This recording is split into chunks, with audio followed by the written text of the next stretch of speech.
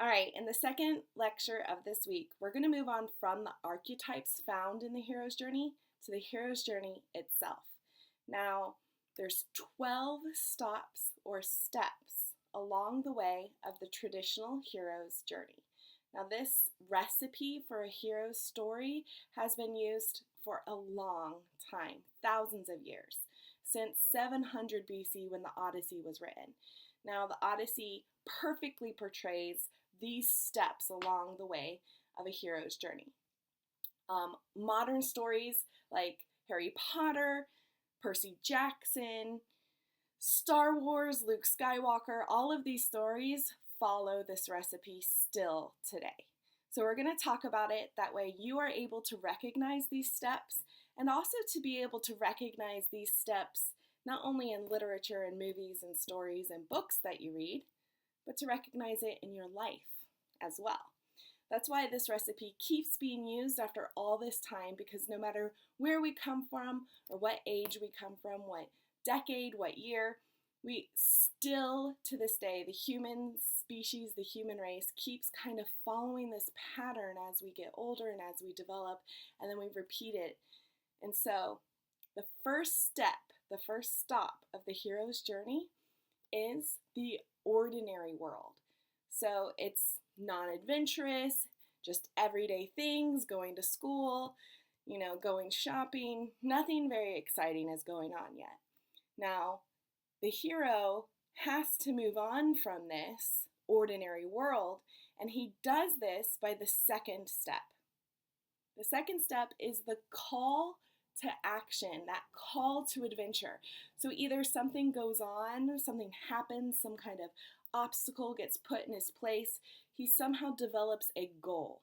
And this goal kind of pushes him to leave that ordinary world behind, his routine, and kind of do something new and something that's a little frightening.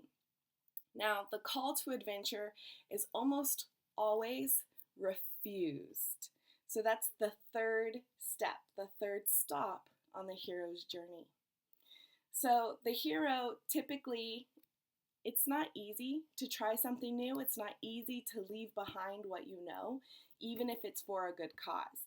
And so typically you see the hero hesitate or is afraid to kind of answer this call to take this opportunity. That's where the mentor comes in.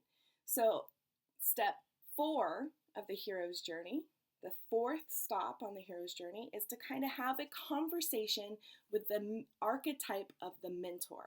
So this could be someone that has been in his life already, or it could be someone new, and they kind of give him advice or give him wisdom, give him the encouragement and the reassurance that he needs in order to take this journey, to go on this quest, to complete this adventure.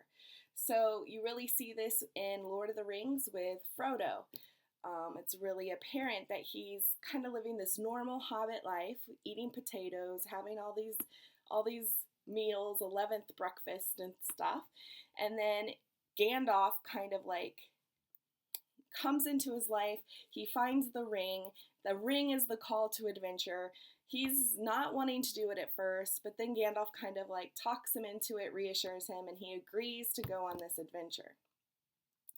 So the fifth step, the fifth stop on the hero's journey, is to cross that threshold to enter into the unknown. So usually there's like a test or a minor obstacle right at the beginning that kind of cements his decision to go on this journey. So we talked about archetypes, threshold guardians, right here. So it's that first obstacle, that first thing that kind of tests their decision to go on this quest, to make sure he's committed, to make sure he's invested. So whenever you try something new, there are always fears that you will fail. In order to proceed on your journey, you must overcome these initial fears. And whatever is causing that fear is your threshold guardian. It could be something physical, like a wall, or it could be something spiritual, like getting a good grade. So it's not something physical necessarily. Now, once you cross that threshold, you get to step 6. So the 6th step in a hero's journey is kind of the bulk of the story. Now, as I said, there's 12 steps or stops on the hero's journey, 12. So we're at number 6. Now, 6 is the bulk of the story because this is where the tests, the allies, and the enemies all come into play. So the hero faces a variety of tests that increase the hero's strength and prepare the hero for the supreme ordeal, that big final confrontation with the bad guy or the antagonist or whatever it is the hero is fighting against, what motivated him to go on this journey. Now, during the 6th step on the hero's journey, the hero will face enemies that try to stop the quest, but is assisted by allies who fight alongside him. So these are where the archetypes all come in to the story, to the journey. The allies, the shapeshifters, the enemies, the shadow, all of this gets introduced. This is where most of the little conflicts happen. This is the rising action. A good chunk of the book is all step 6. Now, towards the end, after he's come through all of these tests, after he's proved himself, after he's gotten stronger and he's learned things and he's become more wise, that's when he approaches that final boss. The hero finally reaches the most dangerous part of the journey, and people consider this the inmost cave, because not only is he facing the big boss of the story, but he's facing something inside himself as well. So he has to prepare himself. And this step of preparation is one of our stops along our journey. So this is stop 7. The inmost cave is where the hero faces the shadow, the main antagonist. While the hero must face his greatest fears in the inmost cave, this is also where the hero will prove his worth. So if we relate this back to your journey, often we shy away from difficult challenges in life. But these challenges are what could make us the best that we could be. So once you've prepared yourself, once you've approached that inmost cave within yourself, and the hero faces himself, he's also prepared to go and face this final boss, this final shadow that has been motivating him along his journey. Now, that leads us to step 8. So step 8 in the hero's journey is the supreme ordeal. The hero battles and defeats the shadow. Yay! Victory dance! Woo! So, you might think, oh, okay, so the hero's journey is done. We beat the bad guy. This is only step 8, so there's still more steps to go in the hero's journey. Now, in your own life, defeating the shadow might be struggling against an external force, but it also might be conquering your own weakness. So the supreme ordeal is that big confrontation in the end, throwing that ring into the lava with Frodo in the Lord of the Rings example again. That was his, supreme ordeal, getting that ring into the lava. Now, step 9 in the hero's journey is the reward. So usually the hero will receive a reward for defeating the shadow. It's usually something that will help the hero make his world a better place. Now remember, one of the qualities of being heroic is to not be about yourself, but be about others, be about your community. And so you can't have the story end at just defeating the bad guy, because that makes it more all about the hero. And it kind of is, but the hero wouldn't see it that way. So it's always about the community and about the world. So step 9 is receiving a reward that will help him kind of make the world a better place. And step 10 would be the road back to where he began. He's changed, he's become different, he's become stronger and more, wise through these experiences. And now he has to go back to where he started. And again, perfect example of this is Lord of the Rings. So after Frodo throws the ring into the lava, it's not over, the story's not over. He has to go back home, back to the Shire. Now, although the shadow is defeated, the hero has to return home. That's part of the hero's journey. Sometimes the road home presents the hero with minor challenges, but the hero is way stronger now, and he overcomes these challenges easily. Sometimes it simply gives the hero time to reflect on the journey. So our lives don't end once we have faced our biggest struggles. Yet our struggles have made us stronger, and we can handle new obstacles with a new confidence. Now, after the road back, that's where we get the resurrection. So step 11, hero's journey, 11. By the time the hero returns home, he has become stronger than ever before. The hero is not the same person that left home. So he has a power to change the world that he didn't have originally, to change his hometown, to change his community, to make some kind of change. So once we face our own struggles, we become stronger and wiser. We are also able to mentor others, so who are just beginning their journeys. So it could be to become a parent yourself.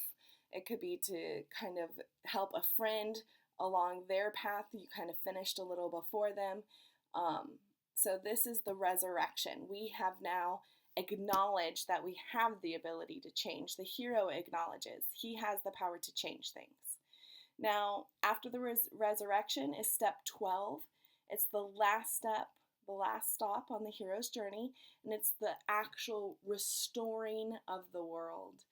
So the hero's journey has solved the problem, and the world has become a better place because of it. So think about it. How can your actions make the world a better place? What is a problem that you could set out to solve? We all have the capabilities to be heroes, so what's holding us back? When you hear the call to adventure, take it. Because at the end, at step 12, you're not only bettering yourself, you're restoring the world, you're restoring your family, your community, and that's the hero's journey. And we all are heroes. Okay, you guys, so the assignment for this is really simple. I'm going to post a worksheet where it has the 12 steps along a hero's journey, and then it has empty boxes next to it. Now, all your assignment is to either print this worksheet if you have that option. Now, if you don't have that option, it's okay. What you're going to do is you're going to recreate this worksheet on a piece of paper of your own at home, or type it up on a Word document. So you're basically going to copy this worksheet down or make it your own. Just make sure you have the 12 steps on this paper or document that you're typing on Word doc, and then leave a blanks so that as we read the Odyssey, you can start filling those in. Okay? The excerpts of the Odyssey. So what I'm going to do on OSS Connect, I'm going to open up a question, and you're going to either answer, and I'm going to give you options. You're either going to tell me that you printed the worksheet, you're going to tell me that you copied the worksheet on your own piece of paper in some form, or you can tell me that you have no idea what you're doing and you need help. So there's 3 options, you guys, and that's all your assignment is you click one of those answers. Okay, it's a grade. Easy peasy. So this assignment is going to prepare you further down the line. Now, I also want to prepare you for another assignment that's coming up. So at the end of this unit, after reading the Odyssey, we always complete a project. So the project for this unit is going to be to create a game. Now, this game has to represent the tests and challenges that Odysseus faces on his journey home, his hero's journey, but it's also going to have to include the steps of a hero's journey itself. So I'm going to put a rubric on OSS Connect in a couple days, and you'll be able to check that out so that you're able to kind of think about this as we go along so you're prepared for that end project.